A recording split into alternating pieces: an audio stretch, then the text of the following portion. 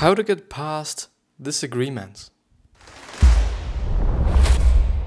And with that being said, hello and welcome back to the next episode of the Self-Development with Tactics fucking podcast. And I'm always pretty fucking pumped to be here. Like, I can never really just say it enough. I just really love those long form videos. When I can talk about some things that I'm passionate about, some things that I care about, and some things that also are valuable to me. Like, it's just a win-win situation. I provide value for others, and I provide value on several different levels for myself, through all these things that I'm actually doing, whether it be actually the posts, whether it be the videos, whether it be the podcast. I gain so much out of it, at least for me personally. For sure, I'm sacrificing some time and whatsoever, but that's okay. Like, that's totally fine. And I just see that my closet should be closed.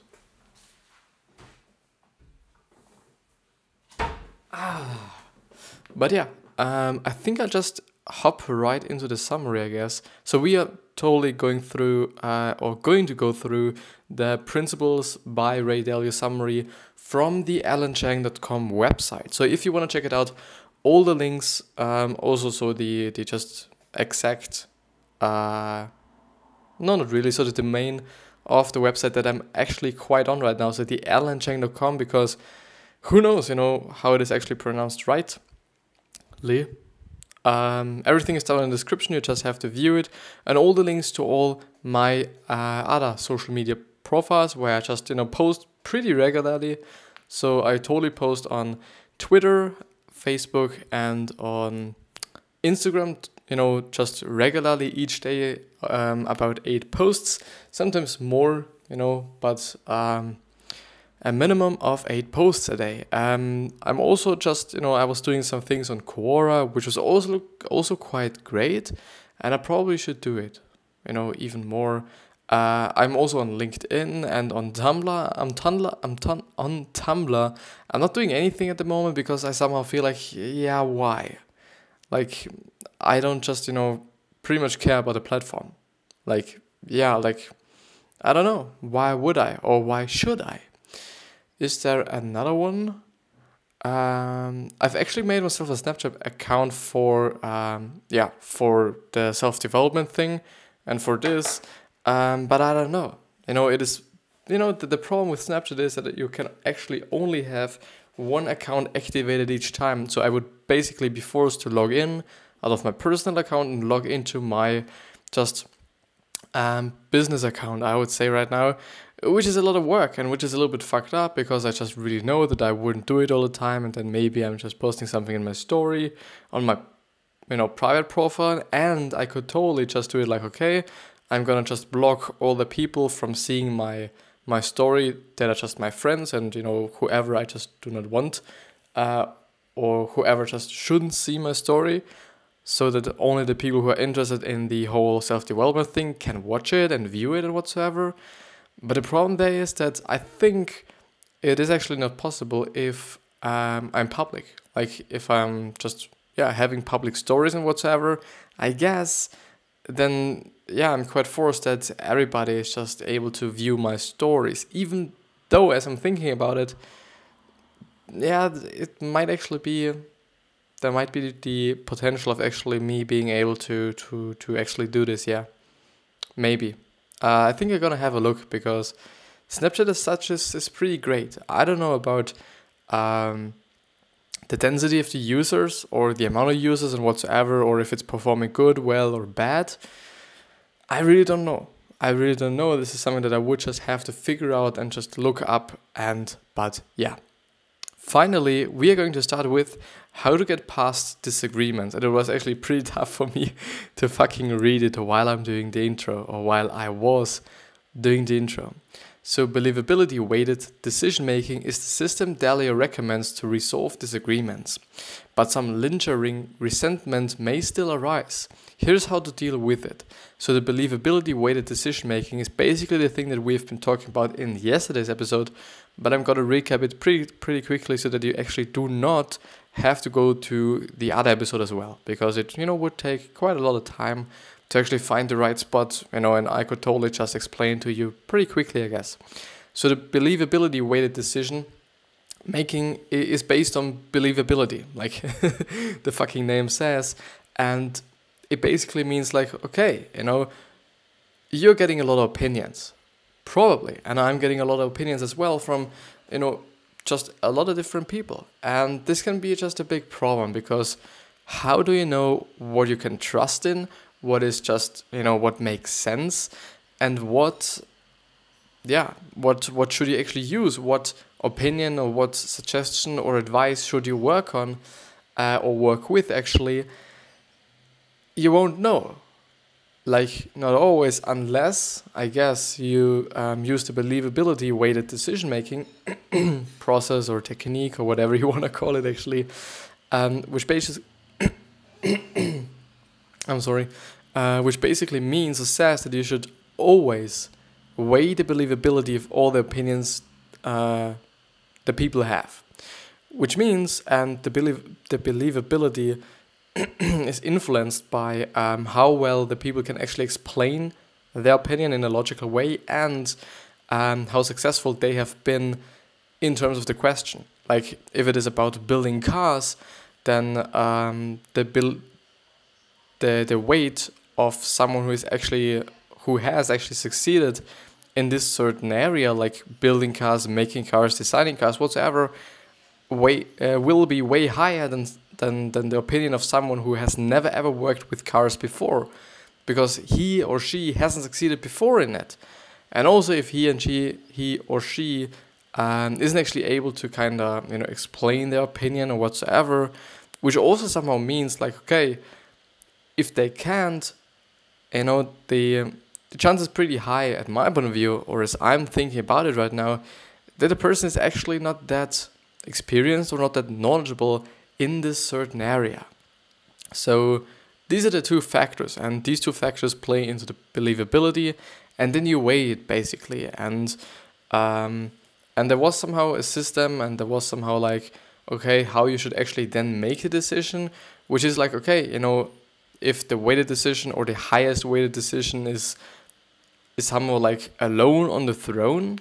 So basically what I mean, if there's no other opinion that actually makes sense or that is good, you will totally take the highest weighted one. If there are a lot of just high weighted ones, I guess you should just discuss it with your people and or with yourself to actually then see, okay, you should do this and or you should do that.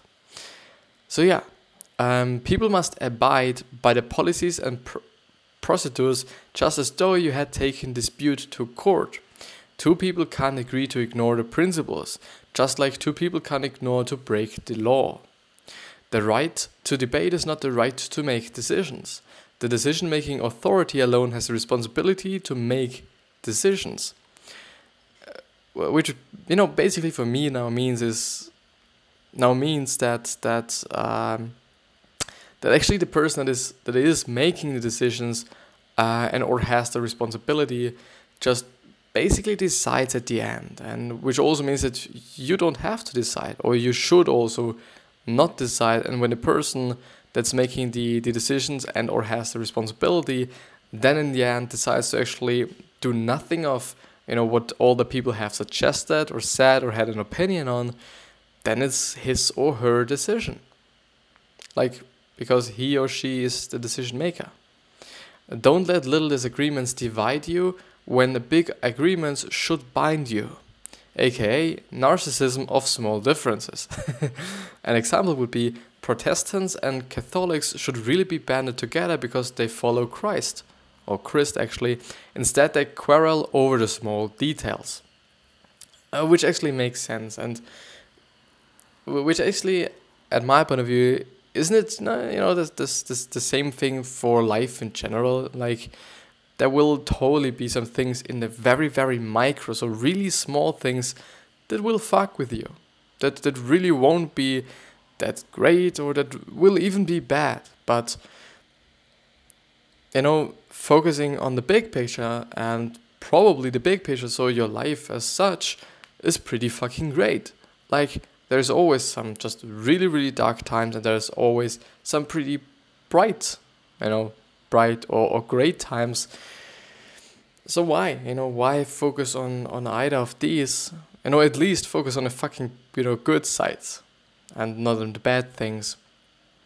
Because what Tony Robbins actually often says is, what you focus on is what you get. And a lot of other people say it as well, but I guess, pointing out Tony Robbins is just great because a lot of people know him and a lot of people know that he's quite great at what he is doing actually. And he says that what you're focusing on is what you get. And I think Gary Vee has also pointed it out or something.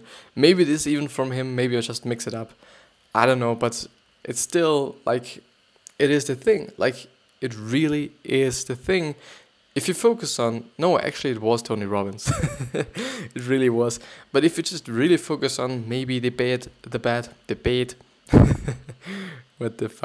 attitude of someone else, if you really fucking focus on it, you will totally see it way more often than if you focus on something else. And this is, I think, with everything, if you focus on the bad things, if you focus on your fears, if you focus on just, darkness instead of light, you will totally see it more often than just the opposite of it. Like, it's the same case as, if you're looking at me right now, and if you're on the video for the podcast viewers and or actually listeners, I'm sorry, I'm really sorry.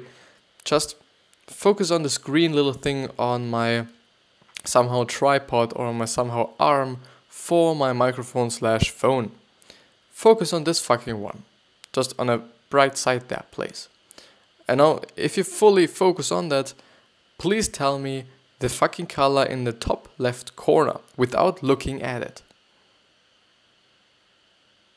And as you might see, or might realize, you're focusing on this one. You're focusing on a color, you're focusing on this small little piece. And you don't see anything else. Maybe because you will see my shirt, because our kind of, vision isn't like on one singular point. But, maybe it was a bad example, but I guess you know what I mean. Like, I really hope that you know what I mean. Tony Robbins always makes the example of, okay, focus on one point or focus on one color, and then, let's close the eyes, and then he asks them, what color actually was the bottle on my fucking desk? And nobody actually knows, because they were all focusing on something different, and this is the whole point. This really is the whole point. And then, by the way, a little bit feared actually that I'm not going to be able to go through such a lot of things, because I'm actually pretty talky today. So don't leave important conflicts unresolved, escalate or vote. See disagreements from top down as just another one of these or those, and have procedures ready to solve them, like Bridgewater's coach. Through this, or by saying this, he, for example, means that you should actually make rules, and out of the rules you should make equations, and out of the equations, by putting it into a machine, you can actually make algorithms out of them. Which means, like, if you really realize, okay, this is another one of those scenarios, conflicts, people, whatsoever, you just type it into your machine, and the machine says what you should actually be doing. And I think it's actually great. I don't know if it is actually working in real life, if it's working good, if it's working bad, but it would actually be nice to see whether you're actually making the best decisions based on algorithms or based on what he says. I guess it's probably yes, because you're basically only doing what's just the best option. Like, and if it is really quite only about another one of those things, so it's just things that will just come and go and come and go and come and go, then, or repeat themselves, then it just makes sense somehow. And I think you will also be able to kind of really save a lot of time. So don't let people threaten the system. Don't let people take it to an extreme, arguing about whatever and with whomever they please, or argue they have the right to threaten the mediocrity based on principles. Be wary of people who suspend idea meritocracy for the good of the organization. If people have enough power to undermine a system and also prefer to get what they want more than maintaining the system will fail. Remember, the goal is to get a truth and not to prove someone is right or wrong. Totally makes sense, you know, because I guess just all the people want to be just right, and they want their version to be the truth and the real thing and whatsoever. But like, yeah, it's not about who wins, it is about how reality is actually like. It is about the right and the truth, and not about whether someone is right or wrong. Because yeah, like, in the end, what does it fucking matter? Like, if you're right or the other person is right, just really doesn't matter. I really get that it is just really easy to say something like this, and it's pretty hard to then follow it, because we are who we are humans, and we somehow act like this, I would say, or, you know, as I've experienced it, also with myself and also with other people. But I guess it just doesn't make any fucking sense. Like, it doesn't matter who is right. It really just matters what the truth is, because with the truth you should actually be working, and if you're not working with the truth, like, a little bit bad, because your truth, quote unquote, might not be the actual truth or reality, which is the same thing with the whole cognitive distortions, which are actually some procedures or some processes, even, yeah, I would say processes, by which we are actually somehow changing the reality of something we just want to see. One of the best examples might actually be like, okay, maybe like, yeah, everybody hates me, nobody likes me, and whatsoever, you know, this fucking bullshit. And I don't know, like, I totally get that some people are actually believing in what they're saying themselves, but it is not true. It really is not, you know, by saying like, you know, everybody hates me, who the fuck knows? You don't know, nobody knows if actually everybody hates you. Like, there will totally be some people that don't like you or dislike you. Like, you know, you can't do something against it sometimes. Often it might actually be the case that you're a fucking moron or something. Like, it could actually be the case. And then, yeah, either you're just staying kind of truthful to yourself and by yourself, like, you know, I won't change myself because, you know, somebody wants it, but yeah, I kind of feel like you know what I'm heading to, or where I'm heading to. So, people management. In several useful tactical chapters, Ray Dalio lays out his principles for people management. I would extract the major themes as: people have different values, abilities, and skills. Values and abilities are very hard to change, so don't hire people lacking these, and don't rehabilitate people who lack them. So values and abilities are very hard to change, so don't hire people lacking these. Actually makes sense. Like, you know, I don't know if actually it was in, I can't talk today somehow, if it actually was in this summary, but somewhere I've read that skills do not quite matter. And this is actually somehow proving it, because he says people have different values, abilities, and skills. Values and abilities are very hard to change, so don't hire people lacking these. Which means, like, if someone actually doesn't have the proper skills, it's not that important, or it's not that bad, or not that wrong, or whatever it will be. It's okay. Like, as long as the person has the right values and also abilities. But the thing that I'm asking myself now, what is the difference between an ability and a skill? Capacity, expertise. So if someone is actually able to do something and actually has the right values, which means like, okay, maybe the right work ethic and all these things, which are, at my point of view, indeed pretty important, because, you know, you can have someone that is totally skilled, but if this person is not quite just, you know, willing to work hard or willing to work just in general, then yeah, don't hire this person, because there's no ROI, there's no return of investment in there. Like, it's totally negative. Seek the truth on mistakes and shortcomings. Use good metrics and monitor them frequently. Impress to workers that accuracy of feedback and kindness are the same thing. The greatest gift you can give someone is the power to be successful. So impress to workers that accuracy of feedback and kindness are the same thing. And I would totally also say that kindness is very important. Like, besides the whole fact that he's pointing out, and I just understand that he's saying like, okay, kindness is very fucking important, and therefore also you just giving accurate feedback is also very, very, very, very important, because yeah, people need feedback, people really need feedback, and people just need honest and truthful opinions, I guess, sometimes. And there, you should totally also just use the believability weighting to actually see like, okay, on whose opinion can I actually rely on? If someone, a coworker of mine who does not have any fucking plan about what I'm actually doing, then maybe his or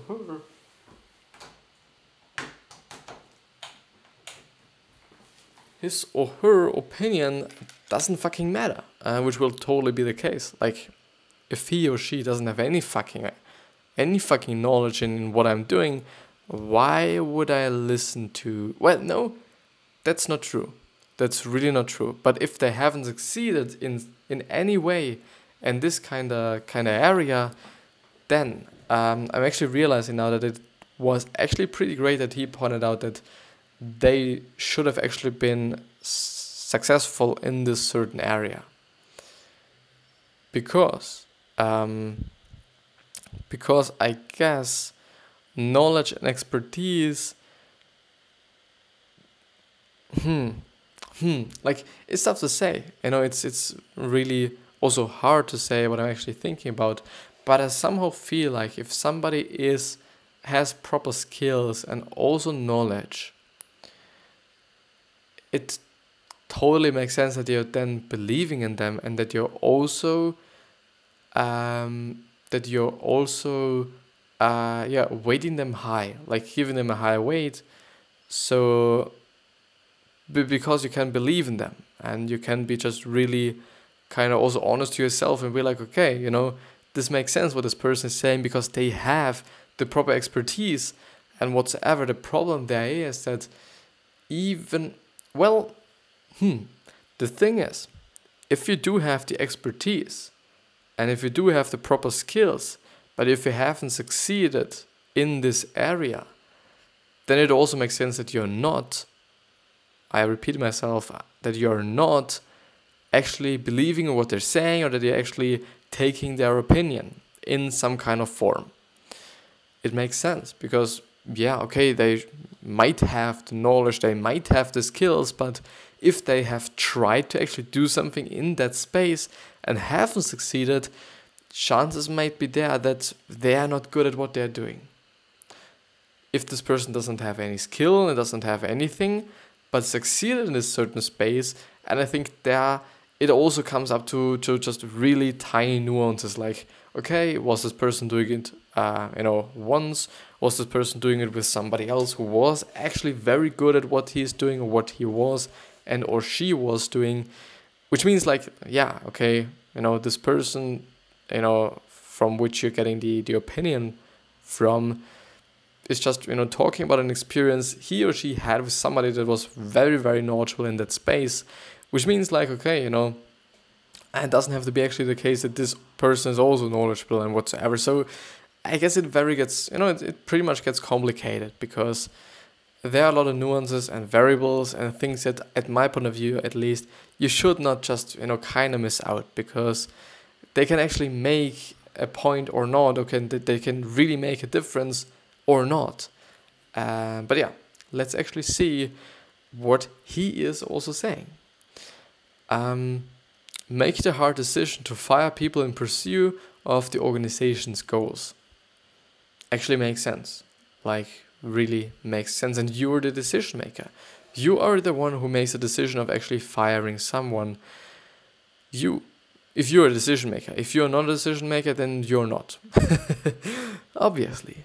Thank you, Chris, for actually pointing that out. It was very valuable to us, or for us. Cultivate meaningful relationships. Great relationships are built on common values and interests, having similar approaches to pursue them, being reasonable and considerate with each other, and holding each other to high standards. Bridgewater is a family business in which family members have to perform excellently or be cut, which means they are fired. But I actually didn't know that Bridgewater is actually a family business. It is important to have shared values and mission. People who aren't aligned on a mission will work for different, conflicting goals, for example, between making more money or upholding values. Makes sense. Treating people like partners or extended family will make relationships more special than quid pro quo, which is actually an expression or phrase or whatever it will be that I do not actually know, or I haven't known for quite a long time. I'm gonna look it up. I'm gonna copy this and look it up afterwards. So people who buy into the community provided with a long-term skeletal strength of commitment. Does he actually mean like physically buying into it, or just mentally buying into it? Like they really give the organization money, or do they just like what they're doing? I don't know, but I guess, in both ways, it makes sense what he's pointing out. In terms of the deal, at the baseline, be considered with each other. Generally, it's more inconsiderate to prevent someone from exercising their rights because it offends you than for them to do it. Strive to be on the far side of fair. Each party should aim to say, you deserve more to each other. Doesn't mean just to be fucking kind. Like, yeah, and or nice. Kind and nice. This is what I'm seeing, and I'm not quite seeing anything in terms of being fair or fairness. I'm just seeing like, okay, if there are two parties, and I'm just basically thinking about a company in their internal kind of levels and or structure, and if the marketing department actually doesn't like the copywriting department, and both of them just really hate each other and kind of have war against each other or something, for sure it might not be good. And if they both are like, okay, you deserve way better things than this, and or like you deserve more, so the whole better thing might be like against the boss or something. I guess it's just nice and kind and what it should be like, maybe. So being generous does not necessitate fairness or entitlement. An example, Bridgewater started a shuttle from New York. Someone suggested that it would be fair to compensate drivers who spend on gas. Being generous does not necessitate fairness or entitlement. Also makes sense, because generous is something like nice, isn't it? Giving, open-handed, free-handed, bountiful, unselfish, lavish. Actually makes sense, yeah. It doesn't really kind of necessitate fairness.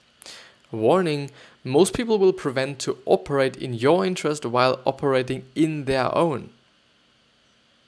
So most people will pretend to operate in your interest while operating in their own, which is definitely something common. People always talk and think and whatsoever about their own, and they like it. I guess there are definitely certain people who are not doing it. Definitely, I do not want to just put everyone in one basket, but yeah, still a lot of people are talking about themselves, are thinking about themselves, are just in their head, and there's nothing else than their fucking head, which I understand. I totally understand it.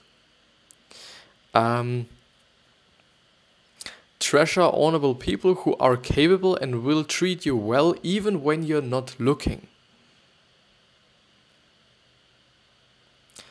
also totally makes sense. Like, I guess, it also just really plays into being kind, into appreciation, gratefulness, and all these things, and just also praising someone and giving compliments. And because if you truly see that someone is so honorable, and so capable, and actually a very, very important person for that company, I would totally tell them. I would really tell them, especially when you are the boss. Like, if you're an employee and you're just somehow kind of complimenting the boss, it makes sense for me that you won't be doing it, because of some reasons, like maybe, okay, you do not want to be as kind of, I don't know, just in their fucking ass.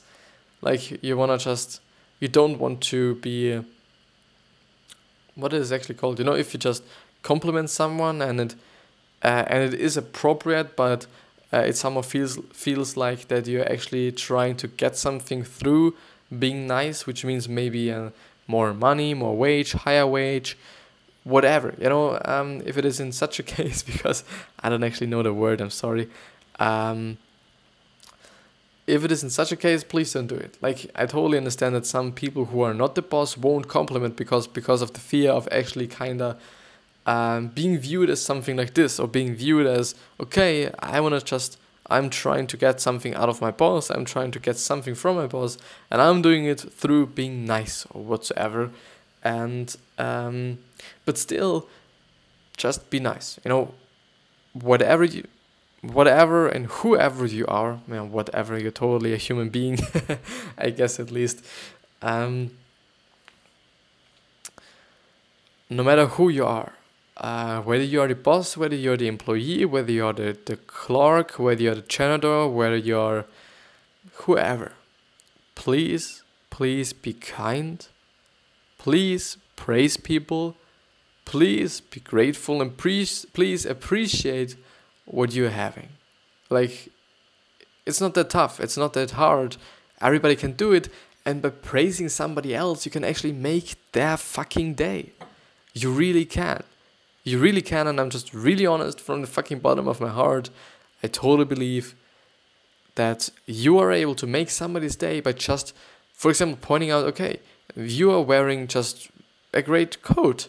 I'm always just talking about coats when I'm talking about this, actually. Or you're wearing great pants, or you have sneaks. Look incredibly fresh. You could totally make somebody's day. Everybody could. It totally comes up to the person. Like, if this person is just really having a fucking bad day, and if a stranger comes up and is like, okay, I really like the clothes you're wearing, and be specific. Like, if you're praising someone, don't be like, okay, you've done a good job. I've actually been doing an episode, or actually 2 episodes on them from different sources, actually. One from an idea.that.com article, and another one, I guess, maybe it was in Ray Dalio's Principles, but I don't know. But it is very important, at my point of view, and everybody should do it more, to praise other people. If you see, like, okay, or if you smell somebody's wearing a great perfume, tell them, like, you're wearing great perfume. I totally like it. This note of citrus or kind of cinnamon or whatever it will be just really tastes well. And all these sneaks are well. I really love this yellow swoosh from the Nike shoes you're wearing. The stronger the community is, the more it protects against bad actors, thus becoming stronger. And some tactics would be: pay for half of activities people want to do together, and pay for food and drink for hosted dinners. What was it all about? Cultivate meaningful relationships. I guess, it just makes sense because it is nice and because you are the leader. And basically this just underlines once again that as a leader you're basically, and I'm very sorry for maybe not showing you, that you as a leader are basically working for your people and not the other way around. Like, something that Gary Vee pointed out quite often, that you as a leader are basically only kinda working for your employees, because you're trying to just not lose them if possible. If not possible, I think you should totally let them go and try to find them a pretty great job, a new one, and don't be pissed about it. And don't be a fucking little child, like, I don't want to let you go. For sure, there are some people in your company that are just not changeable or not exchangeable. For sure, but something that really struck me and struck me, whatever. Something that was really striking was that Gary Vee once pointed out in a podcast episode that he actually cares about the person and not about the company. And it really is fucking nice, and it really makes fucking sense, and it really is just somehow, at least for me, the right thing to do. Like, if this person is willing to go, just try to get them a pretty great place in another big company, and a big company in just another company that they probably will like. But yeah, with that being said, this should actually be the end of the episode. I'm already 35 minutes in. This episode has been just a little weird. Talking didn't went that well. Maybe it is actually because I'm a little dizzy. Actually, somehow because I haven't drinking something. What I should actually do, because it is fucking warm and I should actually drink something. But yeah, I wish you the best health, wealth, happiness, and success. I'm really thankful for you actually viewing the episode and or watching it and or actually listening to it, because every single episode is also available as a podcast, and every single podcast is also able or available as a video on YouTube. The podcast is, you can listen to the podcast on Spotify and on a lot of different other platforms, like nearly on every single one, also on TuneIn. But yeah, this is quite it. I wish you the best health, wealth, happiness, and success, and I hope that you're going to remind yourself on how you're going to be remembered, which means your legacy. With that being said, I see you, and thank you again. From the bottom of my fucking heart, I wish you a great day.